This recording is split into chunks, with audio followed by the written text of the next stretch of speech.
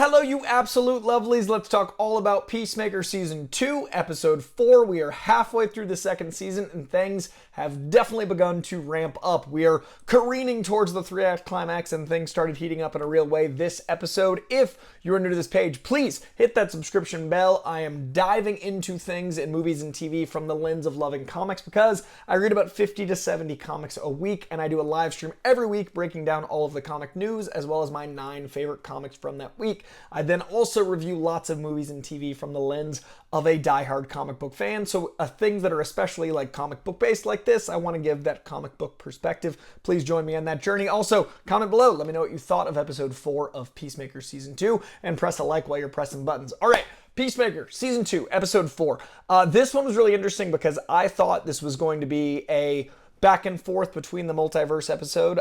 We had episode 3 be largely in that alternate universe, and now this whole episode was in our universe. We haven't spent, it's been a little bit since we've spent this much time in our universe. I actually think this pacing was better than what I thought it was going to be. I liked the one in that universe, one in our universe paralleling, especially because it looks like the strong conversation is going to be the idealized Elseworld Harcourt and that relationship versus the our reality Harcourt. And they've set these two up very well. They've got the idea posited in this episode that might be a dream world, that there might be something that is actually making it the idealized world, and it definitely seems to be. The needle drops I talked about last week with Dream used very often, everything about his life with his brother and his dad, everything about basically getting the hero worship he's always wanted and getting this girl. And the thing that I think sets it off is Harcourt is hardened in our world and still very tough and intelligent as he'd want her to be in his world, but is absolutely fawning over him in a way that I don't know if Harcourt would in that scale no matter what happened, but that's not the big thing. The big thing for me is in an ideal world, I imagine he would get the girl and win the girl over from Rick Flag Jr. Rick Flag being alive, I think he does want. I think he feels bad. I think that's going to be something that separates him from, the villain. He's a hero to us in the Peacemaker show. He was absolutely the villain of the Suicide Squad. We've grown to like him. I've talked about that every review.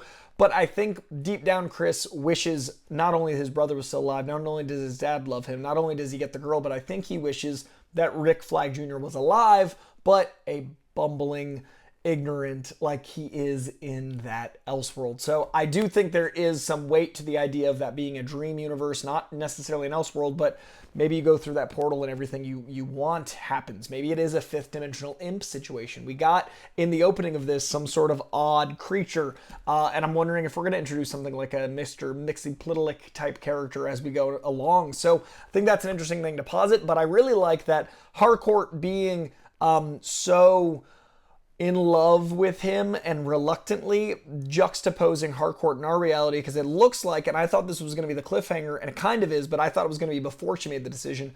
It looks like she's willing to give up Chris in order to get back into the good graces of the government. I think that's really interesting, juxtaposing last week's episode where you had the Sons of Liberty who are like radicalized, anti-organization characters. And now you've got this where she's making a decision to just get back into the graces of a government while Peacemaker's a guy that'll do peace at any cost. They've all got these strong decisions and some of them are coming out of their morals, some out of desperation. We know that she's literally had to sell her TV. Her utilities are going to go off. Like desperation is here and she's been black booked. She's been taken off the list. She's not allowed to work anywhere. This is total desperation. It's interesting that Rick Flag Sr., obviously wanting revenge for his son, is the one masterminding this. I don't know how much power he would actually have. Is that a permanent thing? As director, he might be the only one that could ever get her back into the government system of getting a job. Very interesting tactic to take. I'm also intrigued by the fact that we're on episode 4 with Rick Flag Sr. and we haven't seen any sort of active violence yet. Like he does seem to be the big bad pulling the strings, in the background. I'm wondering if that Palpatine role will become more of a Darth Vader role. Will there be actual action with, you don't cast Frank Grillo to not have action.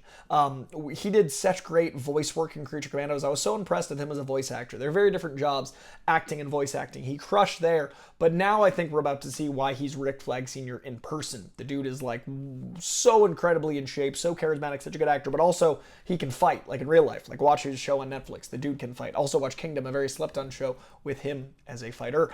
as a father of fighters and fighter. I digress. Frank Grillo is great. I'm excited to see what he brings to Rick Flag Sr. physically, as well as the emotion he's brought so far in Creature Commando Superman and the first half of the show. So I think he's going to be our big bad.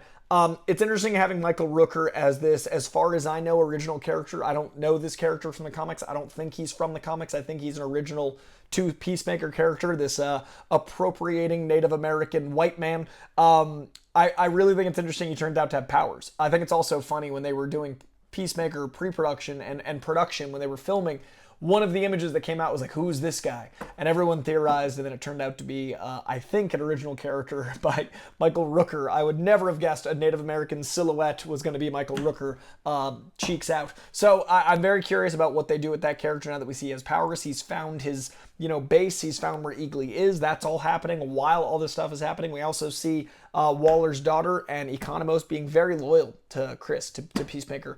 We see that Economos was doing anything he could to save him. He was texting, he was risking everything, while Harcourt seemingly is just betraying him. So we see the divide there. Thought it was interesting to see the 11th Street Kid's photo that she did keep, that there is a connection there. So it is curious. Do we get this dream world that has been posited? Is it an actual alternate dimension? Is it something else entirely? Are we going to find out, characters from the comic books are manipulating there? My theory is someone akin to a Mixie-Plitilic. Lot going on, all while we don't know what that original, helmet-looking thing was. The thing that looks like it opened doors, looks like it's from the technology of the doorways, but does that tie into his helmet? Because it looks like it's a little bit of both. We also got teased that his dad is not capable of making this stuff without help, and then how does that tie in? So lots and lots of doors, literally and metaphorically, opened this episode. What did you guys think? I am still hoping Eagly is okay. Now that it's Michael Rooker versus Eagly, I feel like that character will not kill precious Eagly. It was nice to see Economo stand up for him, like physically tackling the dude, and also like the texting and all that stuff.